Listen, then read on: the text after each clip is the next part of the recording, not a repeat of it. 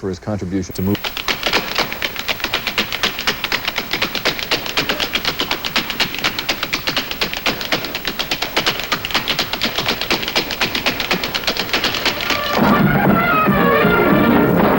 There is a little less grace in the world tonight, a little less joy. This man has left us.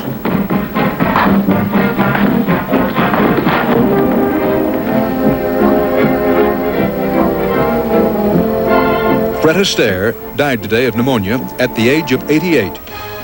Even as we mourn, it is a time to remember, to celebrate the life of Fred Astaire, an American classic.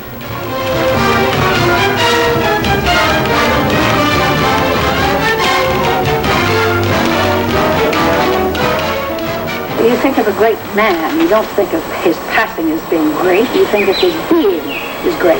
And his being was tremendous.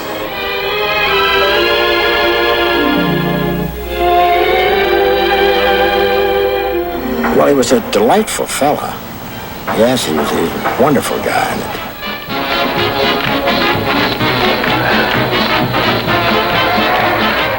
He was so good inside. He was the best person I've ever met. He never prepared himself. He never wanted to die. He wanted to live.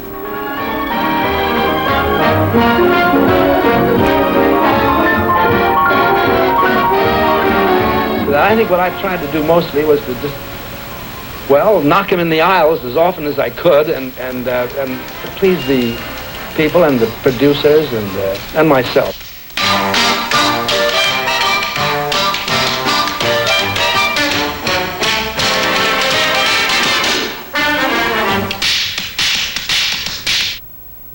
Fred Astaire, an American classic. From CBS News headquarters in New York, here is Dan Rather. Good evening.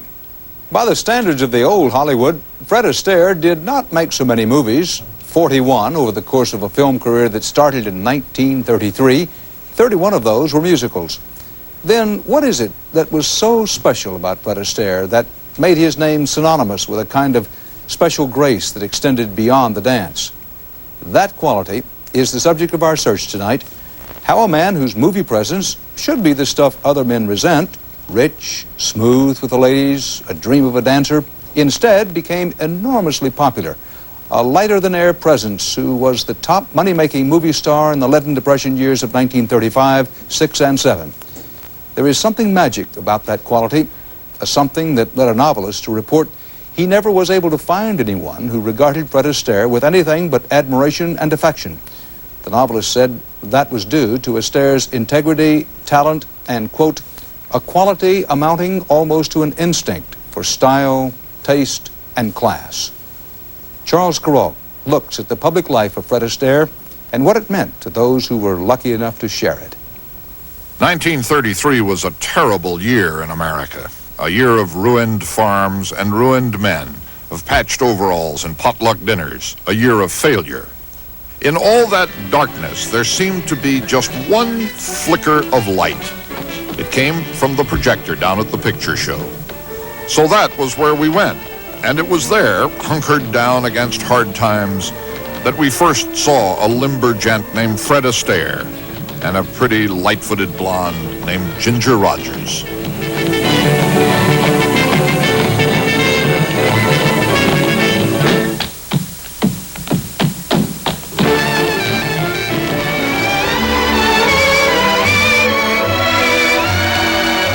He took our breath away. He would keep taking our breath away for more than 50 years. We had never seen anyone like him. Maybe the swells had, the swells in London and Paris and New York, but certainly we hadn't, not in Wichita and North Platte and Rapid City. Fred Astaire had already been a star on Broadway. He and his sister Adele, who was married and retired by the time of Fred's first film, had been dancing on stage since 1905. But we didn't know that. We, the people in the dark, were shopkeepers and clerks and barbers and truck farmers, not first-nighters. This impossibly easy grace was news to us.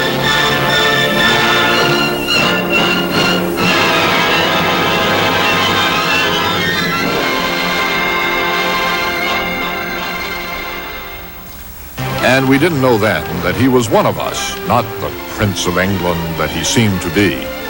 Omaha-born, an Austrian brewer's son, brought up in Omaha. And New York and Keyport and Pawtucket and Milwaukee and Denver, brought up on the vaudeville circuit. But we didn't know that either. We only knew what we saw. What we saw was a man exempt from gravity, as angular as a figure in an etching, so thin he looked as if he could turn around inside his clothes. He might have been the world's most elegant marionette kept aloft by invisible strings, pulled up while every other living thing was being pulled down. I'm putting on my top hat, tying up my white tie, brushing off my tails. And the duds. Fred Astaire looked happy and comfortable in the monkey suit that was every mortal man's nightmare, the thing that made you sweat and chafe. Unless you were Fred Astaire. To breathe an atmosphere that simply reeks with class. And I trust that you'll excuse my dust when I step on the gas. It was as if there were no body inside those impeccable suits, just air or cloud. Some wonderful and fantastic force had dressed itself in a man's clothes so that it would not be entirely invisible, as the wind is invisible until it ruffles the trees or makes a wheat field move. When there's a shine on your shoes, it wasn't just that he was graceful. He wasn't classically pointy-toed graceful anyway. He was funny and loose-limbed and musical. Musical all over. Little melody that is Fred Astaire's life wasn't concentrated in any one part. He was alive everywhere, from his slick hair to his slick shoes. You find a lot in what I'm repeating. When there's a shine on your shoes, there's a melody in your heart. What a wonderful way to start the day.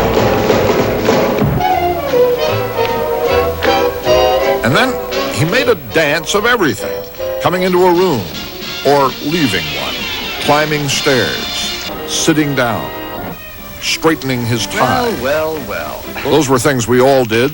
We played golf and had our shoes shine too, but who before had ever seen the magic in any of it?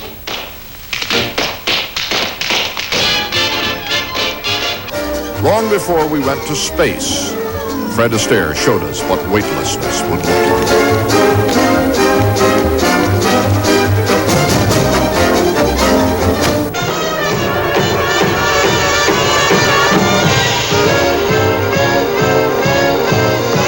He made a dance of everything, and especially he made a dance of love. Love was the best dance of all.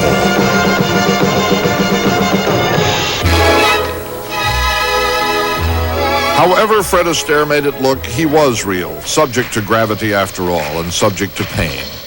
Those were real aching feet and real cracking knees, real elbows and ankles, real stretched and weary muscles. But we weren't allowed to see any of that, or to hear about it either. Others would talk about how very hard he worked. Never Astaire himself. All he wanted us to see was playful freedom. The smile on Fred Astaire's face was always full of surprise and delight, as if his body were a child's new toy, and he, the child, was constantly discovering the wonderful things it could do. Look, his smile seemed to say, isn't this grand? Who would have thought?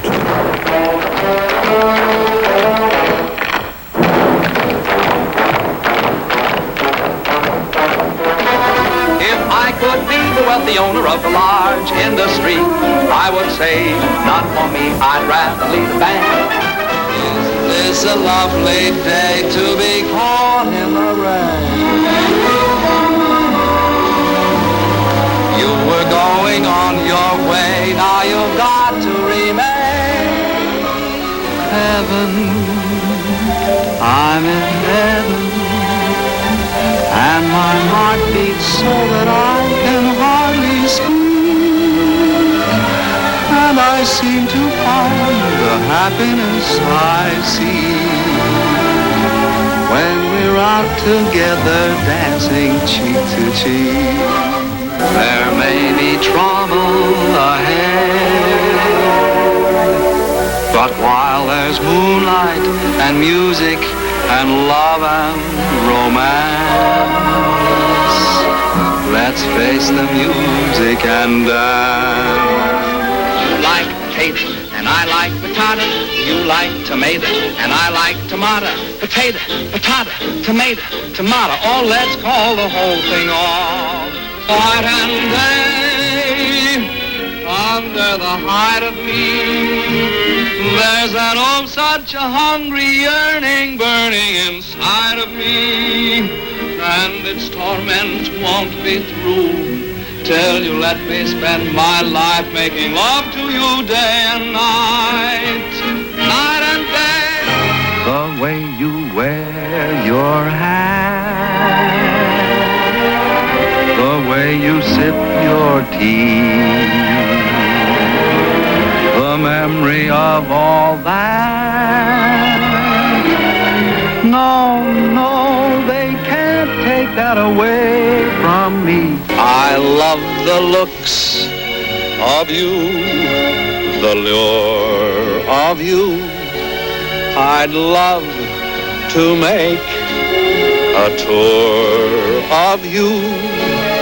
The arms, the eyes, the mouth of you. The east, west, north, and the south of you. When an irresistible force such as you meets an old immovable object like me, you can bet as sure as you live,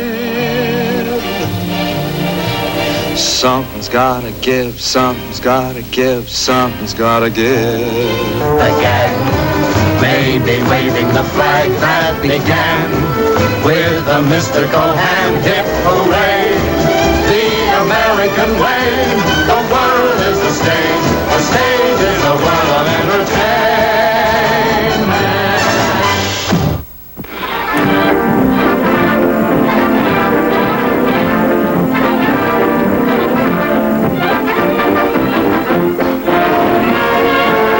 Fred Astaire himself never understood what the fuss was about. He was a gentle and unassuming man.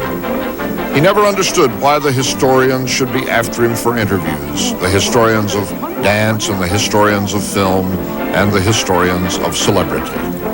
But then how could he have understood? He was up there, making the magic.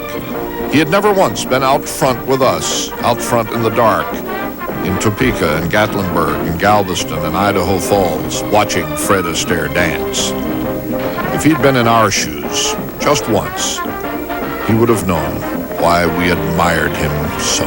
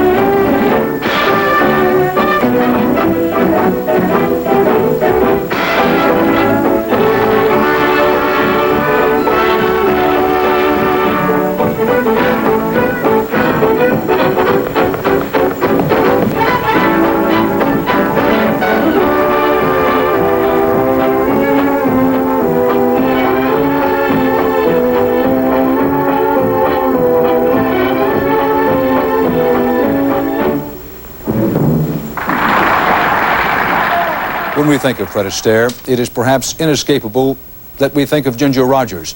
They made 9 incomparable musicals together in the 1930s and another in 1949. One critic said, in the Astaire-Rogers movies, the dancing is often the only real, the only serious business. Another called their dances the most exquisite courtship rites the screen has ever known. Ginger Rogers is speaking with us tonight from Medford, Oregon. Miss Rogers, thank you very much for being with us. How were you able to create such magic? Well, I really don't know. I think it was just, it sort of came naturally to both of us. We were terribly pleased to be in the same film together. We'd met each other in New York some years previous to our making our first film at RKO. And so it was kind of wonderful that we could dance together. I'd never danced with him before, and I always admired him, and to think that suddenly I was going to make a film with him called Flying Down to Rio. And it was such a surprise to everyone that we were such a hit. It was to us, too, I must say.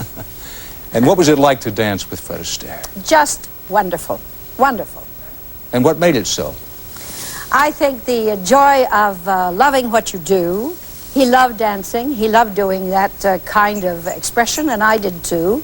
And he was a perfectionist, and I like to think that I am a perfectionist as well. So it takes one to know one, and we both found that we loved it. We loved doing what we were doing.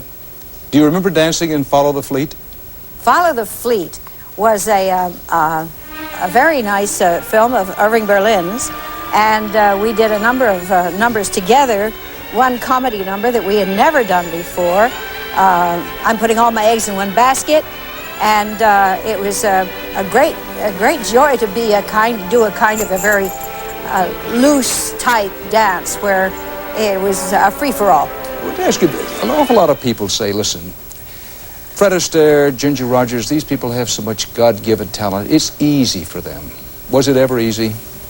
I don't think it's easy. I think it's very well rehearsed, and I think as long as something is well rehearsed, you have a chance to be to have some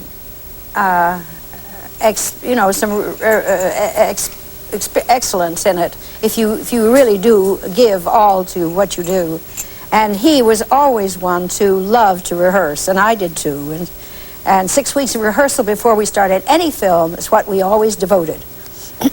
I think when someone hears you say 6 weeks rehearsal, that tells them about all we need to know about how much hard work and sweat went into that. That's true.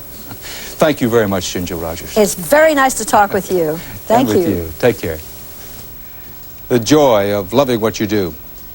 Most of the men who wrote the music Fred Astaire sang and danced and won our hearts with are dead now, but 99-year-old Irving Berlin today called Fred Astaire the purest talent I have ever worked with. Bruce Morton reports how others felt about that talent, and the tributes began in a darkened theater. We would like to dedicate tonight's performance to Mr. Fred Astaire, the quintessential dancer.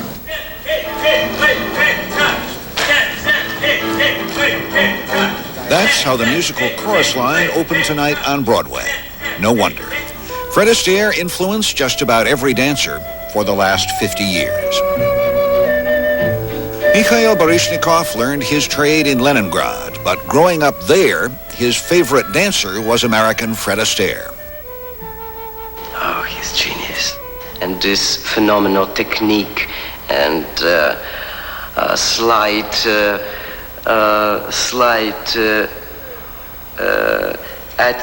he's looking himself from outside, this kind of slight cynical attitude to himself. You know, it's wonderful. It is wonderful. Did he influence American ballet? You bet.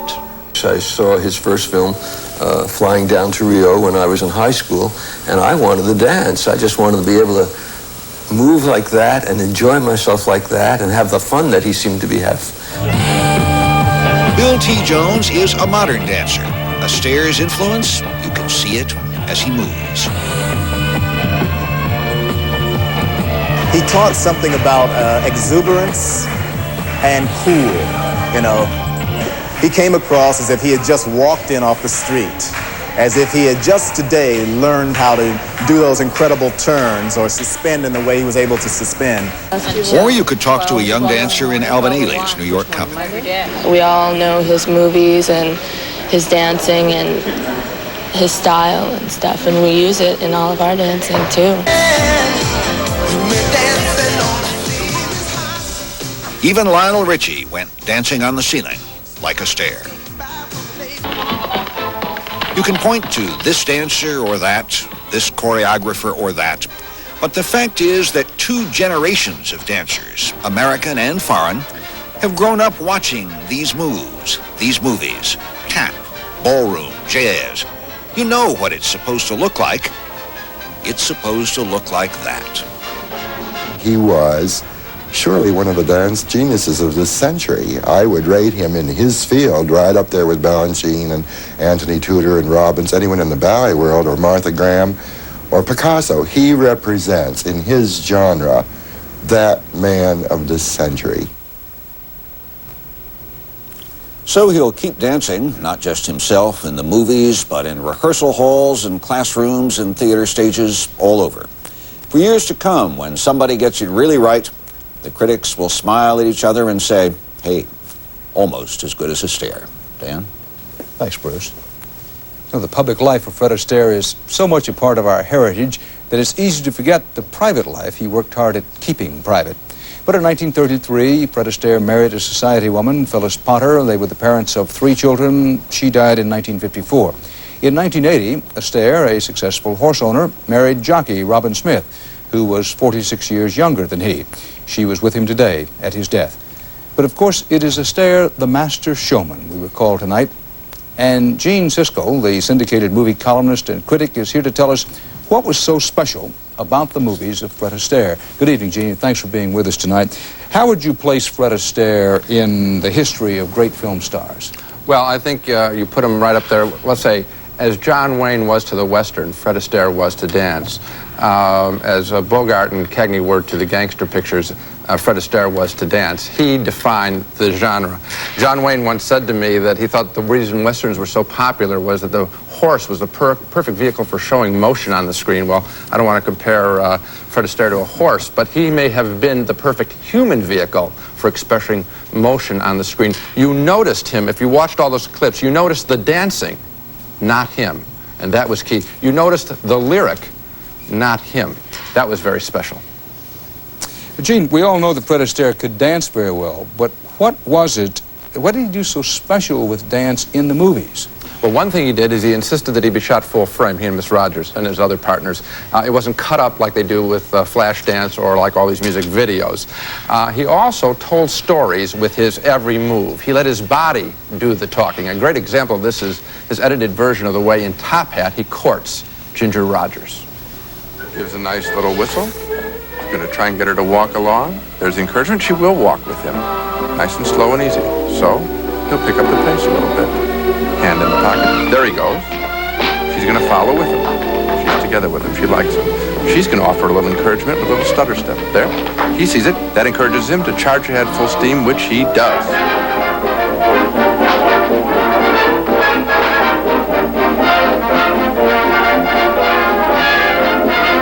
We've seen a full courtship.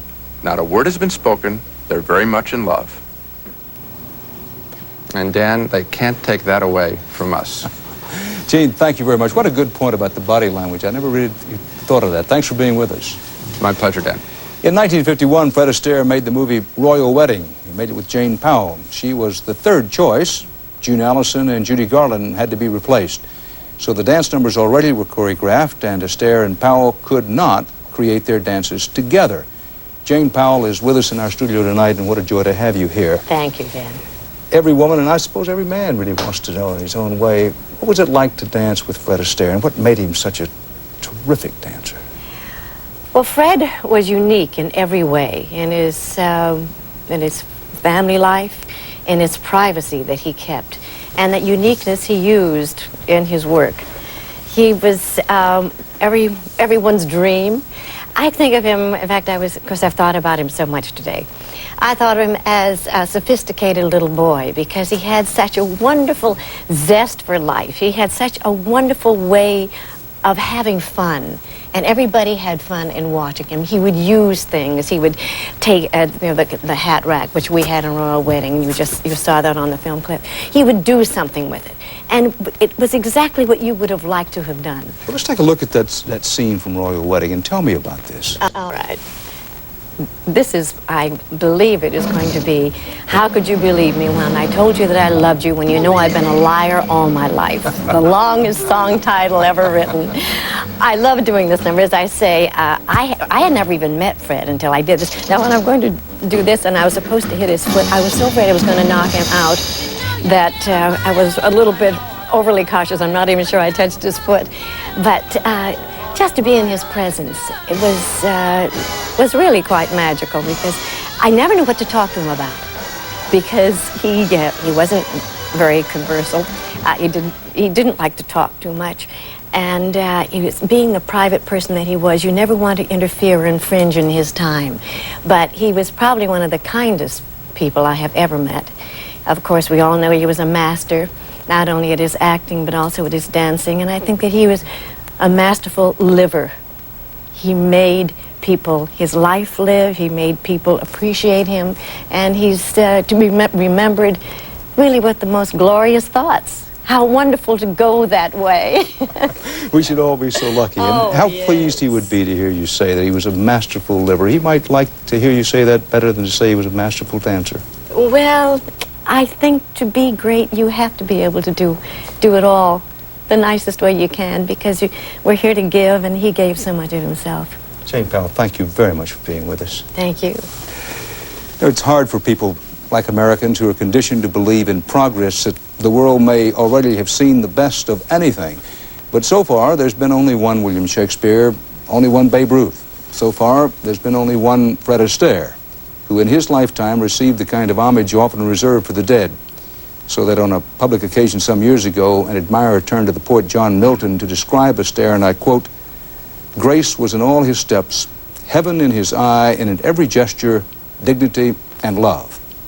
It has been at least a couple of movie generations since Fred Astaire danced for the cameras, but today the challenge still remains, who do you think you are, Fred Astaire? After all, he was a man who could make us forget, for a little while, the Great Depression. He could even make us forget World War II. And if you need to comprehend what we have lost today, just ask yourself, who is the next Fred Astaire? For CBS News, Dan Rather. Thank you for joining us. Good night.